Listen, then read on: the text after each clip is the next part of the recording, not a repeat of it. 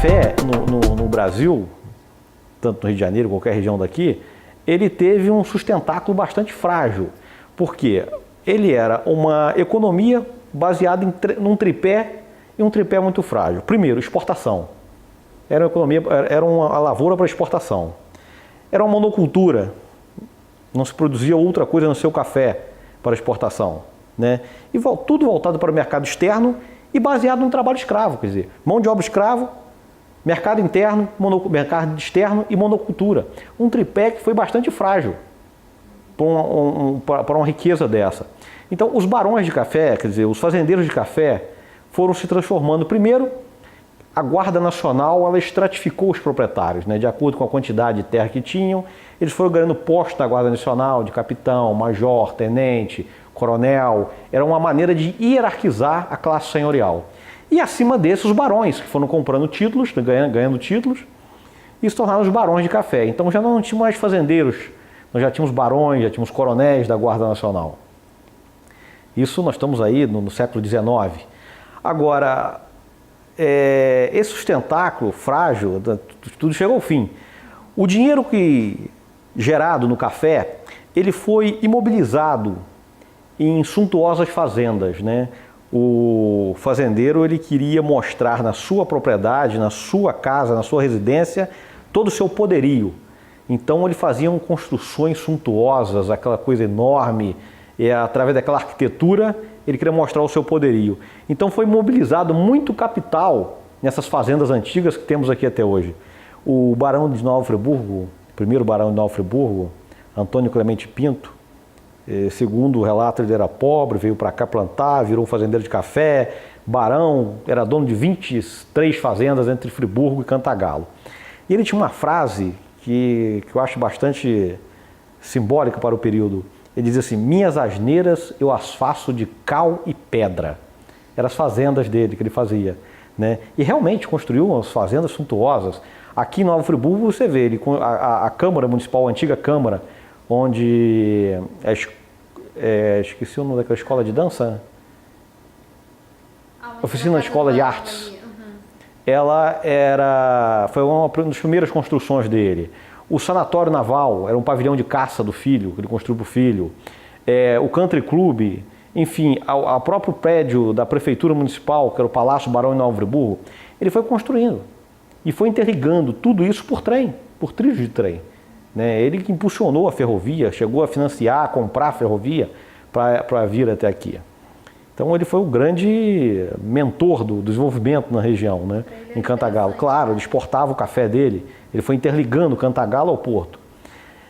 Só que o café, como essa era uma cultura que levava 25 anos, 30, você formava novos cafeeiros, o Vale do Paraíba, que começou primeiro, já estava com terras exauridas.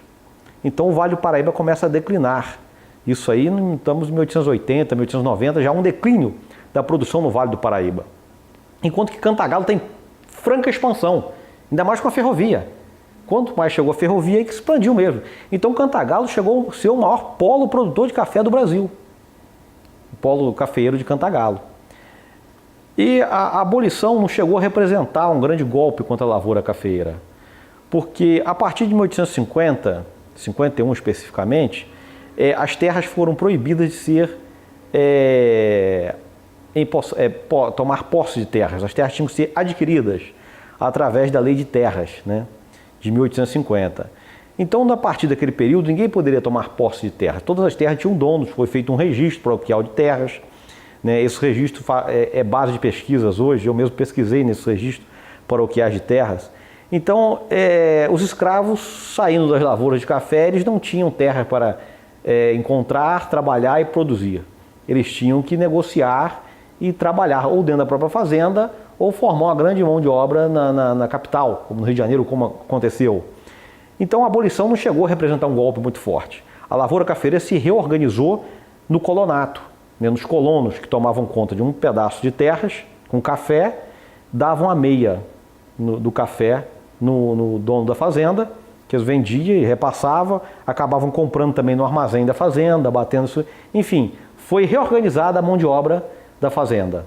Vieram trabalhadores livres, enfim. Agora, A crise de 29 é que quebrou realmente o café no Brasil, né? A cafeicultura, o Brasil só exporta café, então não teve como segurar essa onda, e aí foi a bancarrota dos fazendeiros, porque não tinha como manter o preço do café, ninguém comprava e o Brasil só produzia café. Aqui na região só produzia café.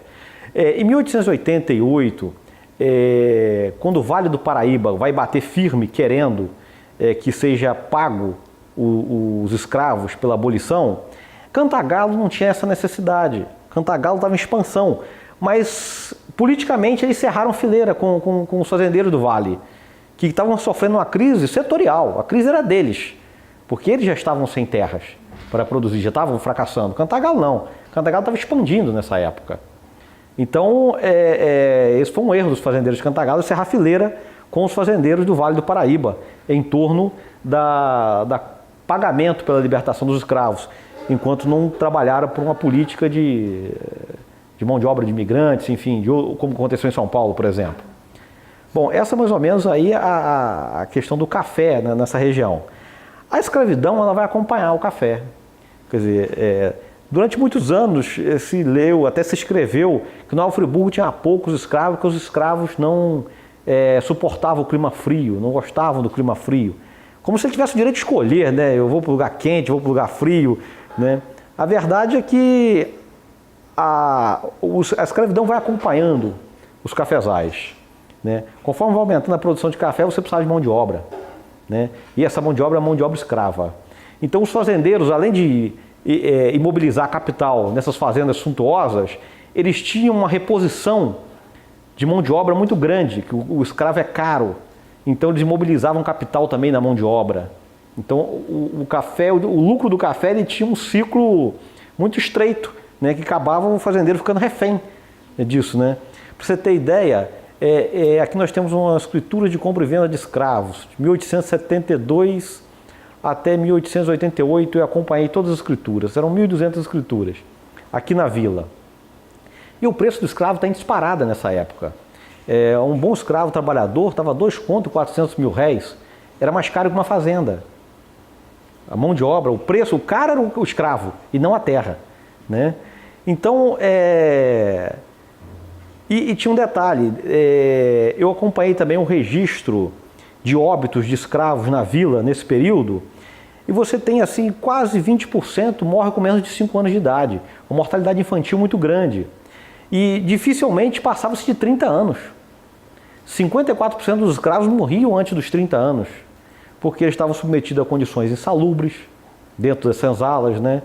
As fazendas, as senzalas eram realmente lugar pouco ventilado, úmido, um regime de trabalho forçado durante muito tempo, a própria estrutura da repressão era muito grande.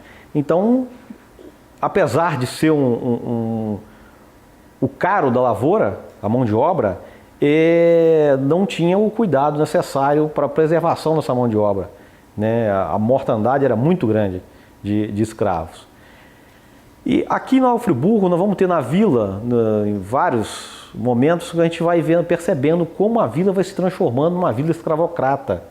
Quando esses fazendeiros de café vão ocupando os espaços da vila, Friburgo vai se transformando na capital, você começa a perceber que a legislação vai mudando. Em 1831, por exemplo, a Câmara se reuniu no dia 31 de dezembro. Imagina, a Câmara Municipal se reuniu no dia 31 de dezembro, alarmados com a possível rebelião de escravos na cidade. Aí pedia 60 mil cartuchos, homens da guarda, soldados, pediam uma opção de coisa, com medo. Mas por que o medo? Na Bahia era muito comum as rebeliões e as grandes fugas de escravos acontecendo no dia 1º de janeiro, que era um dia que geralmente afrouxava a vigilância, né? Então aconteciam fugas. Era o dia de Nossa Senhora da Paz.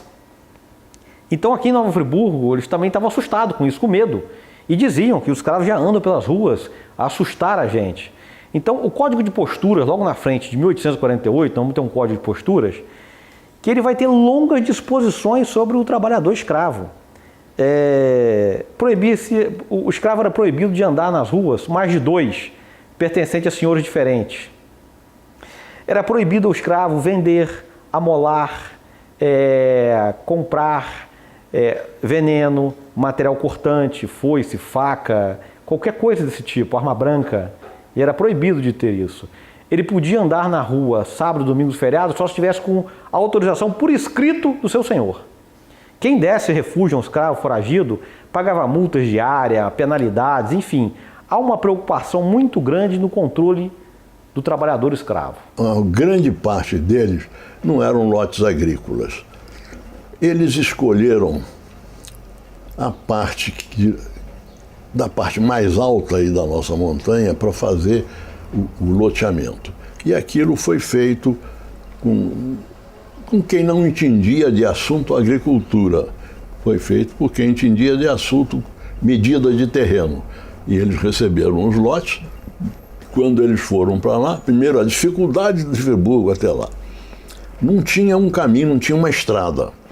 O caminho que existia para ir para os lotes era hoje o caminho que vai para Muri. Mas ali era um caminho, era uma picada no meio do mato por onde passavam os agrimensores, os homens que foram medir, passavam por ali para alcançar os lotes. Então eles pegavam os lotes iam daqui de perto do Cônego para Muri e iam até próximo de Lumiar. Mas no meio, você já anda por lá, já foi lá a Lumiar e vê as pirambeiras que tem ali. Então queriam que os suíços, coitados, plantassem coisas ali onde só dá samambaia. E samambaia é sinônimo de terra ruim, porque eles eram obrigados a ficar aqui. Agora, como é que eles iam viver cultivando uma terra daquele tipo? Nesse meio de terras, tinha alguns lotes menos ruins. Então esses foram cultivados pelo suíço. Mas uma parte saiu de Friburgo e outra parte, inclusive meus ancestrais, foram para a região de São Pedro, Alto Macaé, Médio Macaé. E até mesmo Baixo Macaé. Você sabe que no caminho para Casimiro tem lá o rio Sana. E eu penso que esse rio Sana foi batizado por algum suíço alemão, algum suíço de língua alemã, porque o rio Sena, que banha Friburgo, na Suíça, na parte alemã tem o nome de Saan, e talvez daí tenha surgido o nome Sana, que ele tenha achado alguma coisa parecida, não sei, e talvez daí tenha surgido esse nome. Índios mesmo, eu sei que índios existiram em Nova Friburgo, em épocas remotas, porque aqui no Córrego d'Anta a minha família teve uma propriedade grande lá, e lá foi encontrado um machado de pedra polida. Esse machado está guardado com a minha irmã lá no Rio de Janeiro, esperando que aqui surja um museu para eu então fazer a doação para o museu. Aos poucos, os suíços que não gostavam do escravo, que não admitiam aquilo, aos poucos foram entrando na jogada, e até o Padre Joá teve um escravo, embora naturalmente ele devia ser para ajudá-lo em alguma coisa, devia ter um outro tratamento, né, que tinham os escravos aqui no Brasil. De maneira que sobre isso eu não sei falar. Mas eu vejo pelas como se chama, pelos recenseamentos que vem a Câmara assinalando durante aquele período, de vez em quando eles citavam os habitantes e os escravos. Era diferente, né? Era uma coisa completamente diferente. A Câmara era paupérrima. A maior parte do que eles conseguiam fazer aqui era por subscrição pública. Naquele tempo isso era, pelo que eu vejo, era usual. Então eles apelavam para aqueles que tinham mais sorte, aqueles que já eram fazendeiros e cresceram aqui na região, então conseguiam dinheiro com essa gente para ajudar, porque a arrecadação da Câmara era insignificante. Então, dinheiro só assim. Como foi feito, por exemplo, Bazé, o certo é Bazé, mas é costumoso falar Bazé, quando prefeito, que ele foi eleito por três eleições seguidas aqui para Friburgo. Ele, prefeito não, Bazé, quando o presidente da Câmara, naquele tempo não tinha a figura de prefeito. Quando ele foi presidente da Câmara, então ele conseguiu realizar muita coisa aí, inclusive a melhoria da estrada que vai para a corte, a estrada que ia até Itaboraí. E o município de Friburgo, naquela ocasião, era muito maior do que é hoje. Provavelmente mais do dobro, porque abrangia uma parte de Cachoeira, a divisa lá embaixo da serra era ali onde é hoje o Valério, não sei se você sabe onde é. Só sai de Cachoeiras, perto, um pouco antes do pedágio, ali é que chamam Valério. E até lá, Nova Friburgo ia até lá. Subia essa serra que não adiantava nada, porque só dava despesa. E isso pro lado, né? Pro